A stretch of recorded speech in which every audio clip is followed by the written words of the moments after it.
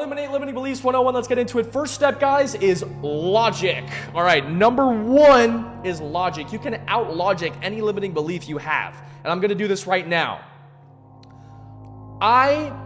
You can only get a girl unless you have money or unless you're handsome, right? Step one, let's break this down.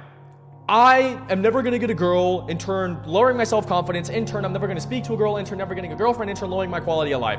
That's where you're at with the limiting belief. Now, number one, that's not very conducive of a great life, right? So how do we get rid of this limiting belief? We think logically. Logically. That's the only L I'll take in life is logic and a Lambo.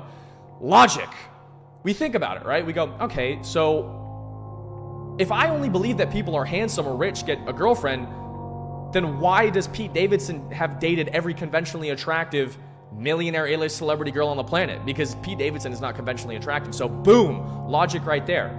Pete Davidson is not conventionally attractive, so I don't have to be attractive to get a girlfriend. Step one. Step two, how many times have you seen some bum-ass guy with no money and probably not the greatest looks date a very attractive girl with rich parents? Boom. There you go. You see, you just break it down. All you really have to do is just point out outliers. Because the reason people have limiting beliefs is because they have a perception of reality and they go about their life thinking that that's what reality is. You have these perceptions of reality because you don't deem these as fixable. Same way that if I drop my phone, it falls, you think of everything in your life to the extent of gravity, that it's no way to get around. But in reality, if you just point out outliers, right? If I drop my phone and it went fucking up, like, you see what I'm saying?